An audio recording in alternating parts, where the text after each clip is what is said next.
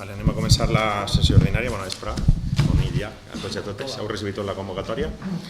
Passem al punt primer, que és aprovació de l'acte de la sessió anterior. Tots d'acord?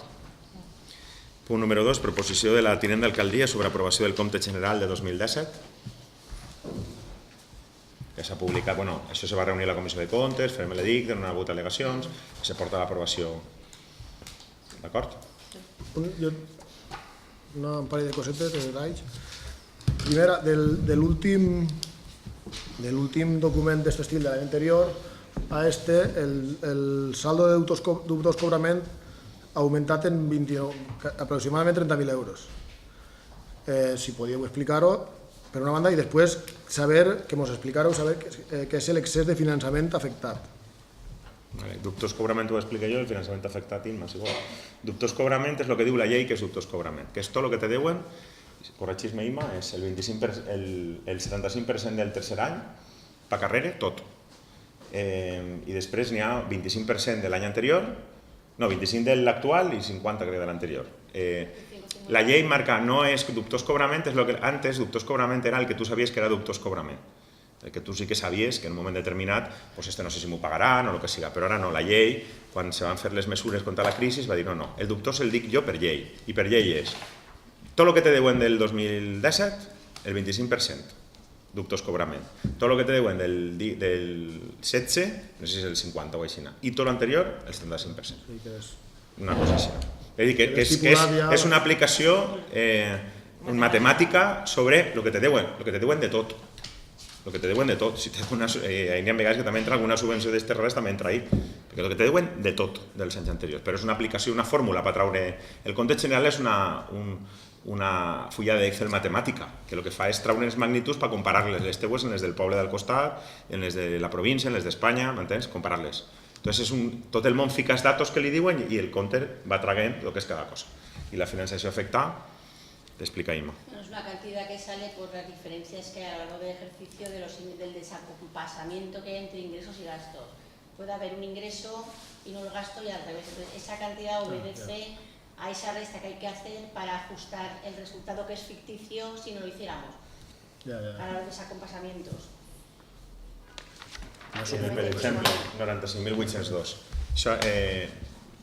L'any passat executarem obres, vingueren subvencions, havien fet el gasto però no havia vingut l'ingrés i l'ingrés ha vingut enguany. Això serà finançament afectat enguany, perquè tens l'ingrés però no vas a gastar res, perquè aquest ingrés tenia que haver estat l'any passat de la subvenció. I al revés, podies haver fet l'ingrés sin el gasto. Podies tindre l'ingrés una subvenció però no començar a executar-ho i entonces ho passes ahí. Este mateix està inclòs en el compte de dubtos cobrament? No, perquè això és finançament o positiu o negatiu. Pots tenir-ho a favor de l'Ajuntament o en contra, que és que t'han de donar diners. Ara el que passa moltes vegades és que quan la Diputació ingressa, te dona el 80% quan en el moment que concedis la subvenció te dona diners perquè estigues en la teua tesoreria. Si no executes aquest any, tu tens l'ingrés però no tens la despesa. També a vegades passa. En algunes no la de Pepos, però sí que en algunes xicotetes passa. Però és un desfase que n'hi ha d'ingressos i de gastos. Que estan en un any, que a veure, que la vida continua, però el 31 de desembre se tanca. I entonces, pues... Trina, que... Val. Val? Sí. Aprovem per unanimitat. Punt número 3, proposició de la tinent d'alcaldia sobre modificació de crèdits número 14 del pressupost de 2010 mitjançant crèdits extraordinaris i suplements de crèdits.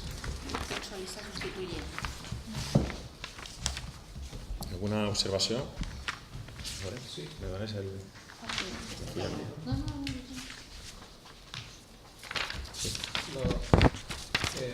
L'adquisició de terrenys, corrals de negrets, això què és? Això és... A veure, com t'ho explico, perquè fa 20 anys, fa 25 anys, fa 30, ja no me'n recordo, 30 serà, almenys, se compraren els hivernacles municipals. Els hivernacles. Se compraren allí els hivernacles. I crec que van ser 50.000 euros, 8 milions de pessetes, 50.000 euros. Se compraren i se va decidir que se pagava tot, excepte el tant per cent de... Això que se fa que quan s'escriture te donen tants diners i quan s'escriture hi havien quedat 7 milions i mig i quan t'escriture el mig millor. Per H o per B no arriba a escriturar-se mai, no ha arribat a escriturar-se mai. Jo no sé per què fa 25 anys quin impediment haurien tingut, no tinc ni idea. La qüestió és que nosaltres descobrim això quan fem l'inventari de l'Ajuntament, que fem el llibre, aquell inventari que s'havien donat, i s'identifica B per B, B per B, B per B, i quan arribem a l'hivernacle veiem que no està el títol de propietat. Si anem a per el títol de propietat i entonces ens diuen no, és que això no podeu tindre el títol de propietat perquè encara no s'ha formalitzat l'escriptura. Bueno, doncs formalitzem l'escriptura.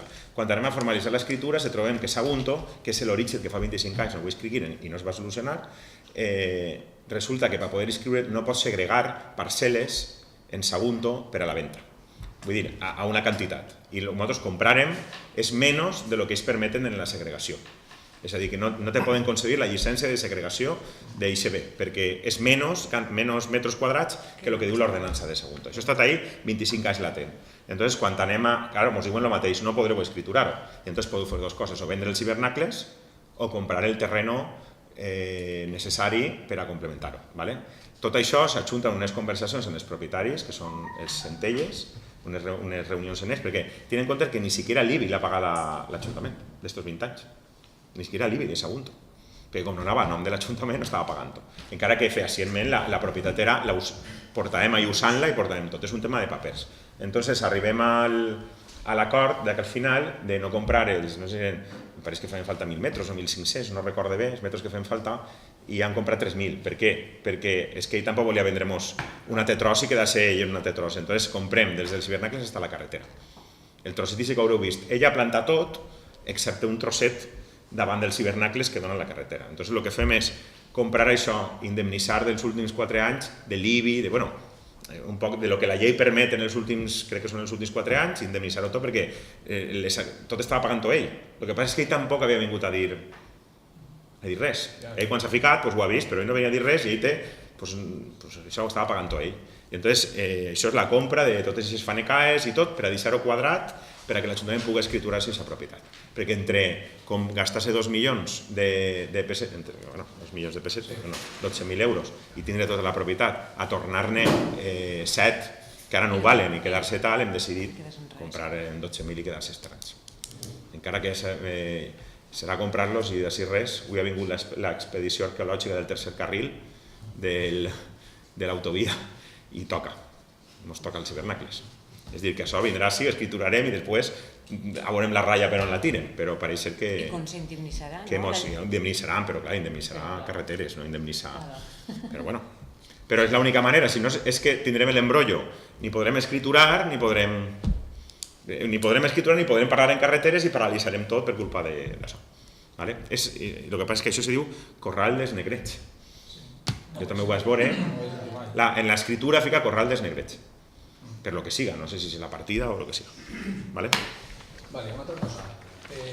Lo de la protectora, segon fase, bueno, no vaig estar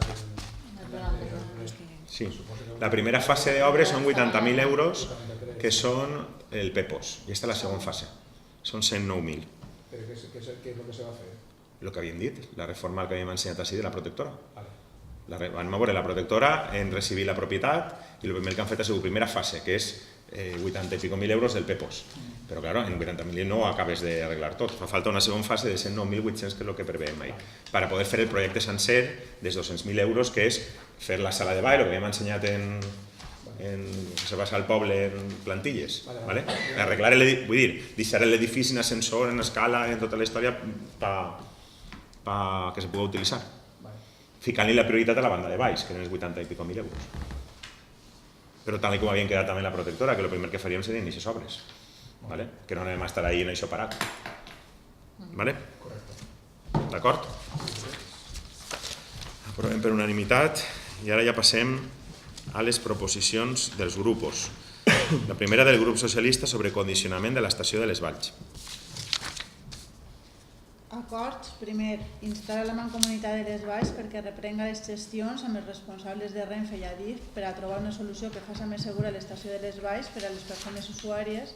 I segon, instar novament a l'Ajuntament de Sagunt perquè doti de l'il·luminació el tram d'accés a l'estació de Renfe de les Valls comprès entre l'inici del pont que salva les vies en la carretera CV320 i la mateixa estació. Reiterem. Ja ho hem fet, reiterem. D'acord tots? Proposició número 5 del grup socialista sobre nomenament de funcionaris interins per als cossos de policia local. Acord únic insta a la Generalitat Valenciana que prorrogue la mesura temporal i urgent reflectida al decret llei 2/2018 d'11 de maig del Consell de Modificació de la llei 10/2017 mentre el Govern central no derogue les limitacions imposades per les lleis 2/2012 del 27 d'abril d'estabilitat pressupostària i sostenibilitat financera i 27/2013 del 27 de desembre de racionalització i sostenibilitat de l'administració local.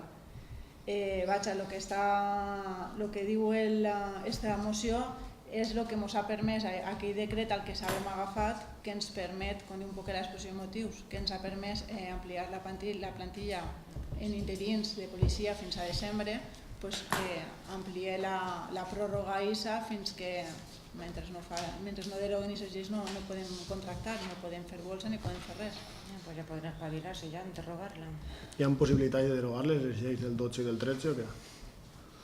L'Estat no està per la llavor, en això de que uns diuen una cosa, uns diuen una altra, l'Estat no estava per la llavor, perdó.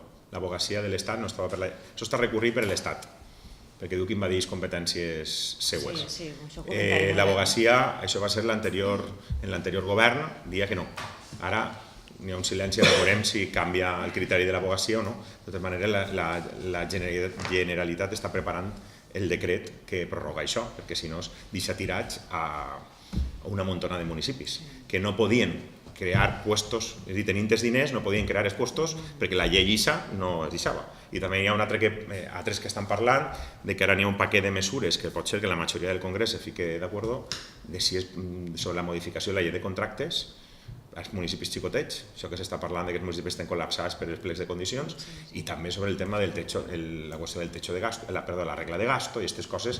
Vull dir, totes aquestes coses que han fet a por, si el Ministeri traguera un real decreto ley, però per això necessita convalidar-lo en el Congrés de la majoria, i en allò crec que estan.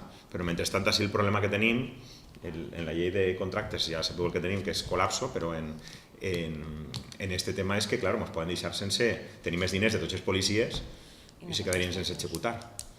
Perquè impera la llei de l'Estat que diu que no pots cobrir personal. Només pots cobrir les baixes o les jubilacions. No, les baixes, crec que és la jubilació, que és la tassa de reposició, que no és el cas nostre, que nosaltres no ens ha jubilat ningú. El que és que volem ficar-ne més perquè tenim més recursos. D'acord?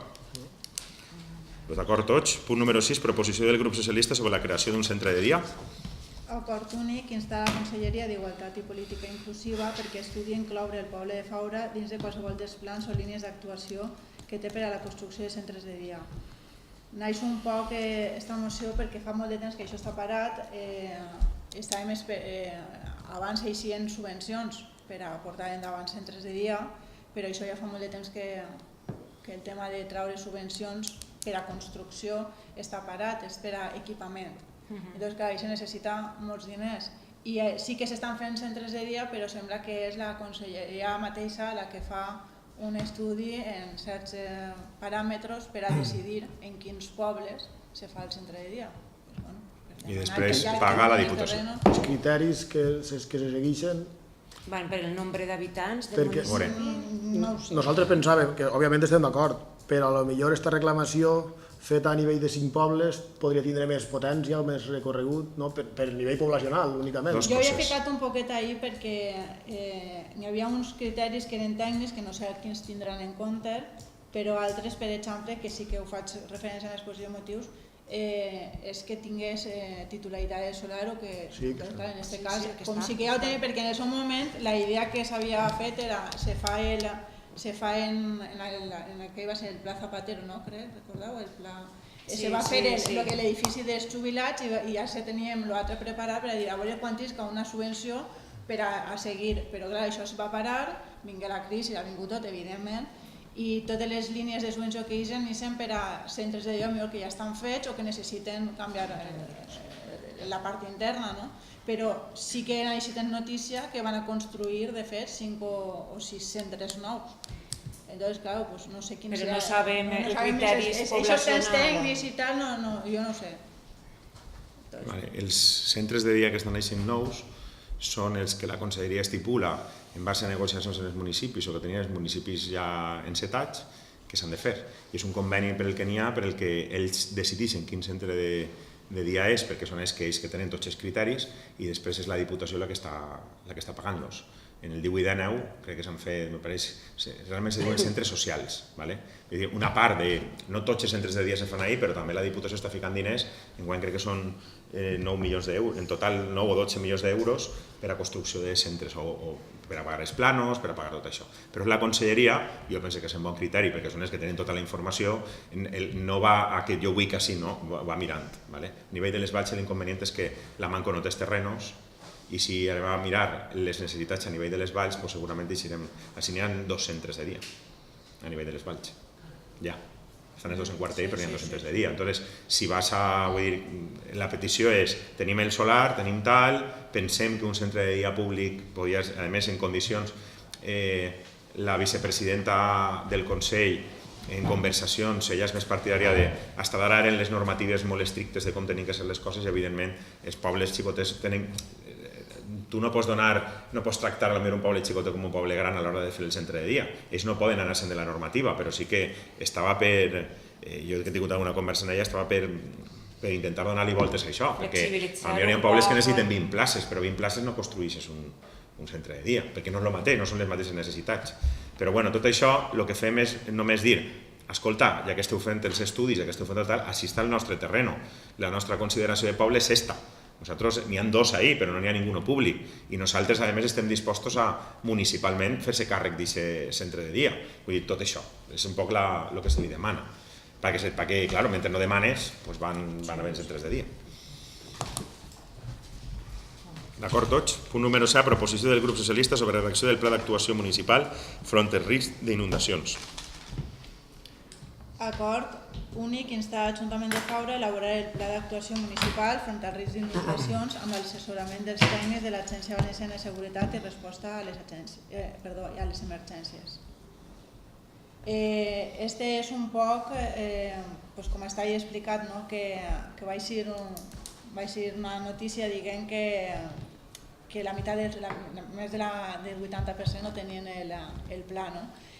Clar, nosaltres estem en emergència mitjana, és el que ens diu el Patrick Cova, però sembla que hi ha alguna cosa per ahí que demanava que els pobles que estigueren en emergència mitjana o alta haurien de tindre un pla fet. Entonces, el farem ja, no vaig a ser que algun dia tinguem un disgust, una barranca o alguna cosa d'aquestes. Per almenys el tenim i que sapiguem com hi ha que actuar. D'acord? Correcte. El risc mig nostre és baix del futur polígon. La banda de baix, el que han vist és que la gent que té major, així només han vist inundar-se la depuradora.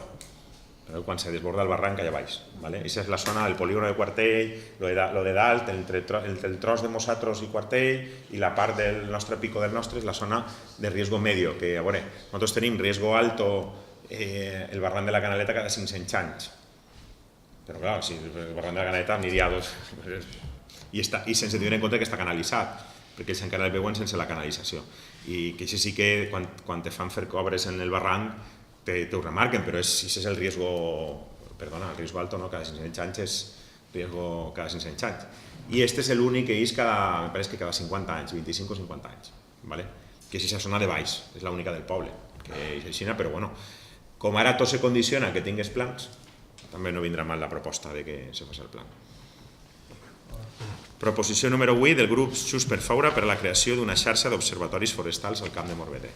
Aquesta proposició, segons m'informen a mi, és una proposició que ha virat a una proposició conjunta PSPB, Compromís, que en aquest cas és Junts per Faura. Sí, aquesta proposta, que en principi havíem registrat nosaltres, en un únic acord, l'hem consensuat en el grup socialista en la línia d'una sèrie d'acords a nivell comarcal que han tingut diversos ajuntaments de diferents signes, tant del Partit Socialista com de Compromís, i no res, passo a llegir els acords. 1. Sol·licitar a la Conselleria de Medi Ambient, com a mesura prioritària i urgent, el manteniment i condicionament de l'Observatori de Picallo d'Alchímia d'Alfara per al proper estiu i que continua sent un punt de vigilància de la xarxa d'observatoris de la Generalitat Valenciana.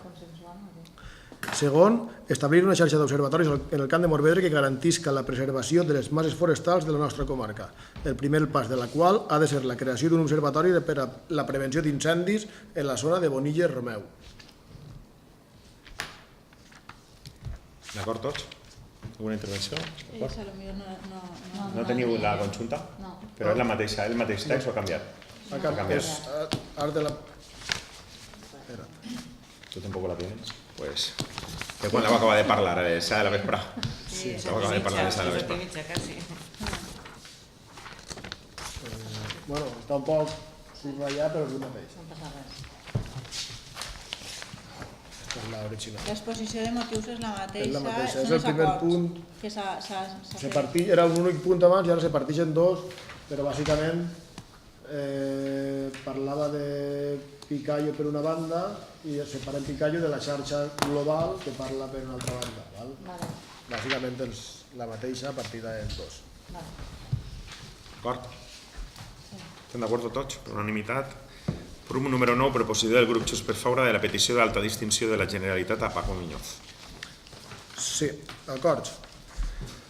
Que la Generalitat Valenciana considere la concessió de l'alta distinció de la Generalitat a Francesc Muñoz i Martínez, Paco Muñoz, pels mèrits exposats aquest 9 d'octubre, pels mèrits exposats i la concessió que se fa aquest 9 d'octubre de l'any 18, d'enguany. I segon acord, siga remesa una còpia del present acord al president de la Generalitat Valenciana. N'hi ha diversos ajuntaments que estan iniciant homenatges a Paco Muñoz i creiem que la dilatada trajectòria sociocultural de l'activista mereix la distinció. Vale? Tots a favor? Tots a favor? Vale. Punt número 10, proposició del grup Junts per Faura per a la gratuïtat de l'AP7 i l'adopció de mesures compensatòries mentre finalitza la pròrroga de la concessió. Acords. No realitzar nous tràmits normatius i administratius que permeten una nova pròrroga de la gestió de l'AP7 i garantir la seva gratuïtat una vegada extingit el contracte de concessió i que es manifeste de manera clara i taxativa que el govern no va prorrogar l'explotació privada de l'ENS en cap concepte.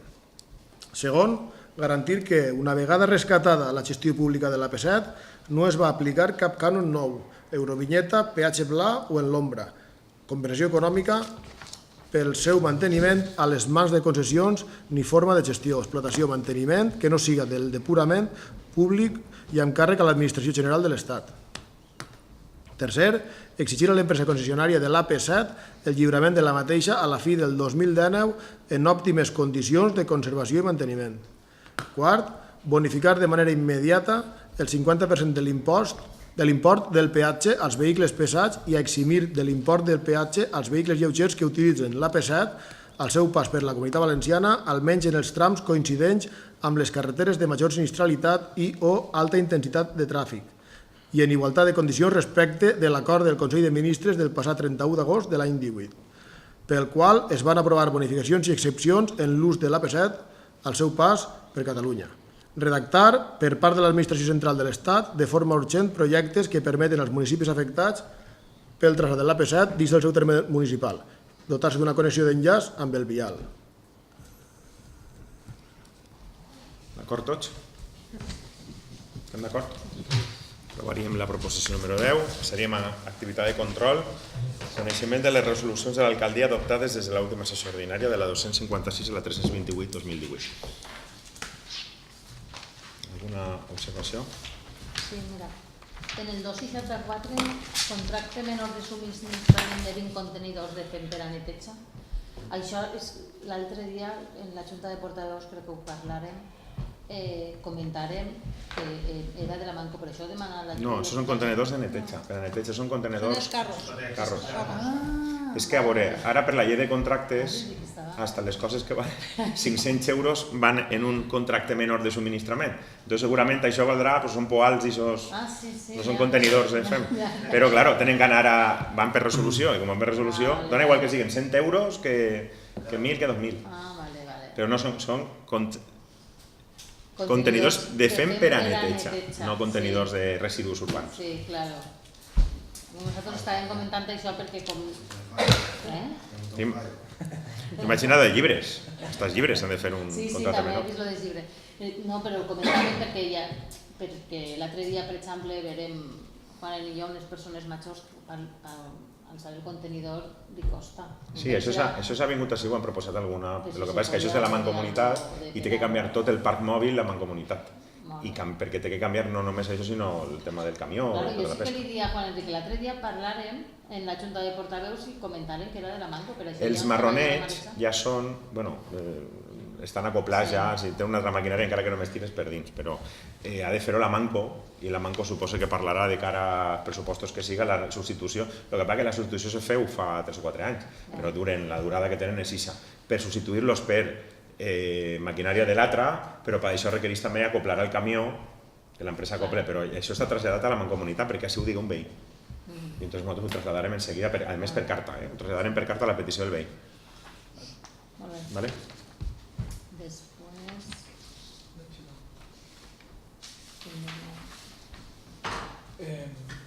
Una cosa, el 303 el reconeixement d'un trienni a favor del funcionari municipal, eres tu? No, jo no soy. No sé quin funcionari serà, però com no se fiquen els datos de les persones, ho pregunteu, que vos ho averigueu, ho pregunteu. Vale? Alguna cosa més de resolució?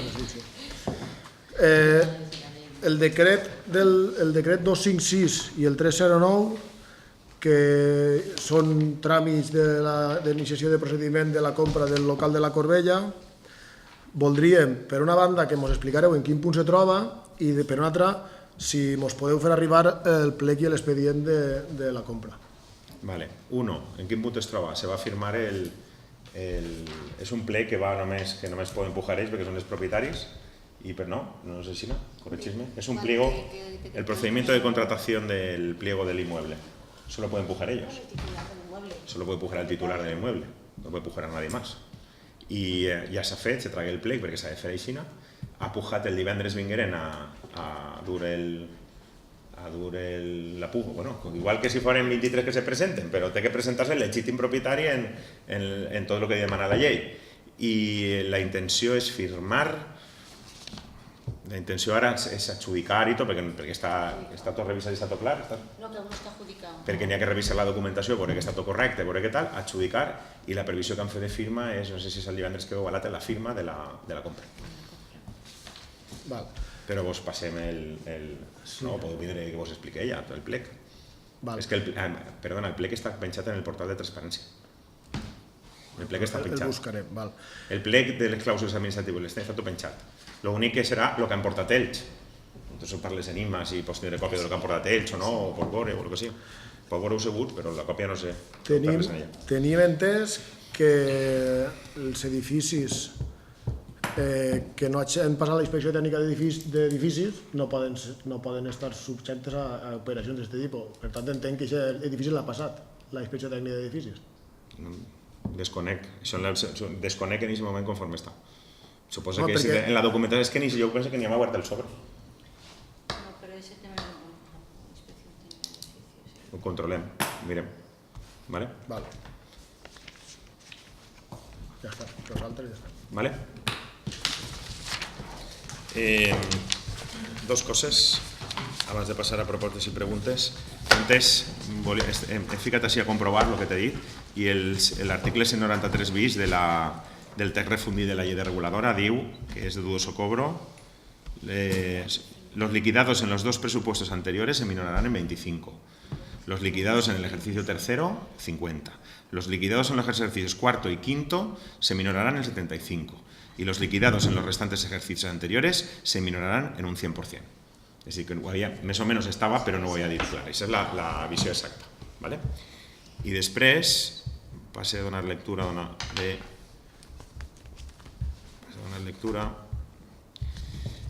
això del divendres per banda del programa edificant.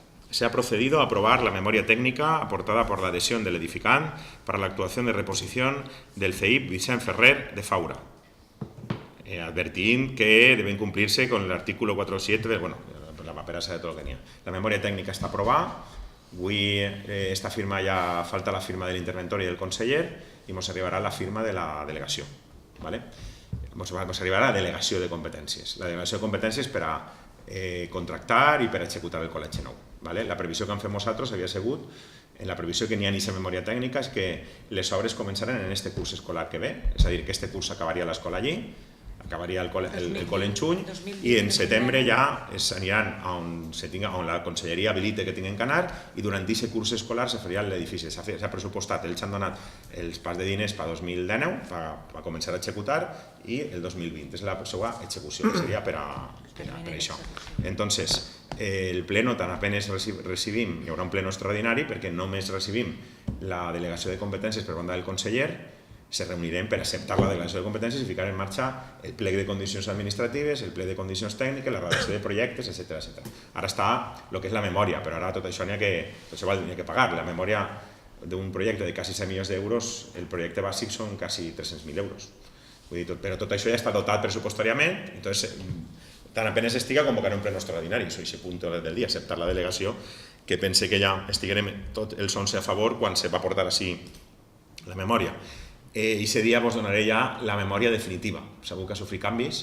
El primer se reformava una part, se deixava una altra, després assolaven tot, com s'han hagut no sé quantes modificacions i per això ha canviat un poquet l'import i és un poc més de diners, però ja vos donaré el plano definitiu i entonces està el president de l'AMPA també, es passaré per a que sàpien exactament per on van els tirs, perquè hasta d'ara l'havia vist l'AMPA, havien fet la reunió, però havien dit, per favor, no li fem foto ni res perquè és circular coses que no estan aprovades. Esta, que ja està la memòria aprovada, ja farem difusió de què va consistir aquesta reforma, que en esperit és aquella que havíem vist, que és que augmenta el pati una barbaritat perquè l'edifici el munta 3, però ara ja està en detalls, la memòria té molts detalls ja.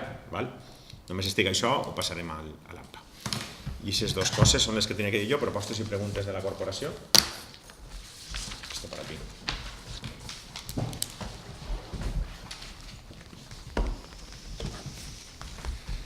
¿Vosotros? ¿Cap? ¿Cap? No. Pues cap pregunta. ¿Públic? Bueno, Cerezo, que està davant. No, com l'explicar-ho a veure el directe per la tele com s'ha de fer, perquè... No pots estar. Pues entonces, a ver, que nos lo explique Óscar, que está ahí. Óscar, explica.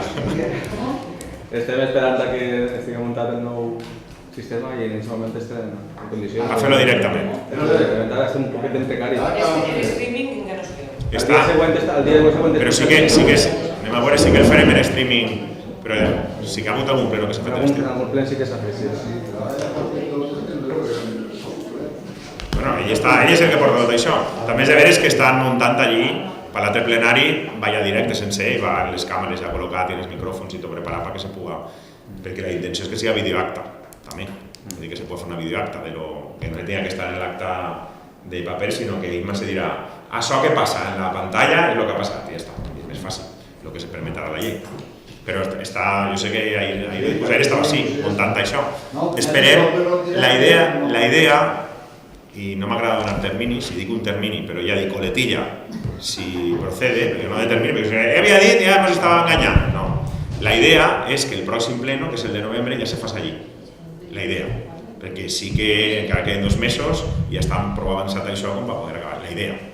Que sí o no diga, ja dependrà també de qui acaba, no acaba, no sé què, tal.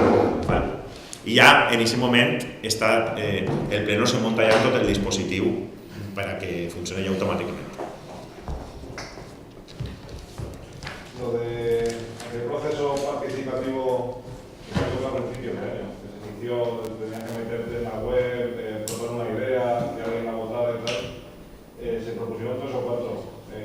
¿Se ha llevado alguna adelante o se sabe cómo está? Existió un informe del arquitecto municipal, si no me equivoco, de lo que se podía hacer, lo que no se podía hacer. Lo que se podía hacer creo que se ha ido sumiendo, se ha ido metiendo, y lo que no, pues evidentemente está el informe. Lo que pasa es que ninguna al final tenía los requisitos, ninguna cumplió los requisitos formales de tal. Entonces lo que lo hemos cogido es para, uno, hacerlo de este momento, lo que si había una cosa que había que hacerla se hace, porque habrá que explicar mejor el procedimiento porque ninguna cumplió los requisitos formales. Y entonces no podíamos, tampoco se puede seguir bien el expediente porque está viciado de origen, porque no... La gente empezó a votar, eso eran a hacer aportaciones. Las aportaciones luego se hacen los informes si pueden hacerse o no. Luego el pleno decide cuáles y se ponen para votación, que es el proceso. Pero la gente votó en unas, no llegó a las firmas en otras, bueno, fue un poquito. Y entonces este año la idea, también era la primera vez, y es un tema farragoso, que tampoco es que en el resto de municipios que están aplicándolo, pues la gente le cuesta, pero la idea es que con este presupuesto se active desde el minuto 1, ya así, antes del presupuesto, y entonces subsumiremos esas. Diremos, oye, estas las dijeron, esta ya está hecha, pero esta que no está hecha la dejamos caer ahí, porque es normal que esto cueste un poco de acoplarse. Pero había alguna, por ejemplo, que era la cubierta del colegio, que esa se descarta, porque no tiene ningún sentido que vayamos a hacer el colegio nuevo, que todavía no sabe. Ahora sí que se sabe dónde va a hacerse el acceso, pero en ese momento no sabíamos dónde va a hacerse el acceso, y ese se descarta. Porque si con el colegio nuevo lo más normal es que el acceso ya venga con la cubierta, porque lo pedimos nosotros en la memoria, que es lo normal. En el ple votaremos en contra. Yo no sé si demana igual la memoria, però en el ple votarem en contra. No, però que són... A veure, en el ple de què? En el ple que portem nosaltres la proposta de la coberta, votarem en contra. Pero ni que una proposta veïnal de fer una coberta. Sí, claro. Vale? I entonces lo que hem dit és que votarem en contra i donarem aquesta raó. Donarem aquesta raó. I el que estem dient és que si hem donat aquesta raó, evidentment, perquè fer un col·legi nou i no saber per on té que anar l'accés o tal, això és la resposta que donarem, que si no m'equivoque, perquè és la raó. Diguéreu que qualsevol millora del col·legi tenia que vindre a recomanar per al col·legi. I que el col·legi tenia que vindre a recomanar, i el col·legi, evidentment, en aquest moment estava centrat en el que té que estar, que era el del col·legi. Ara, que ja està tal, doncs ja parlem. De totes maneres, jo crec que en la memòria n'hi ha... Tingueu en compte que en la memòria de lo que n'hi ha, ara ja està clar, exacte. Ha hagut 2 o 3 projectes que canviaven l'accés. Els veïns, pues, hauran estat molt contents, però al final ha primat els temes de seguretat. Segur que els veïns que se cansaven de l'accés per ahí, que fos secundari, que se portara de baix, n'hi havia un projecte que ho deixaven tot a pla. Un dels projectes que anava passant, se tombava tot i se quedava tot a un nivell. Per tant, al quedar-se tot a un nivell, se podia fer l'accés des de Cervantes, des de la Glorieta. Ha anat evolucionant el projecte, i ara ja està definitiu. Què més? Ninguna més? Està alçant la mà Piqueró? Ah, està de frente així, no? Vale, molt bé. Pues res. Se vegem.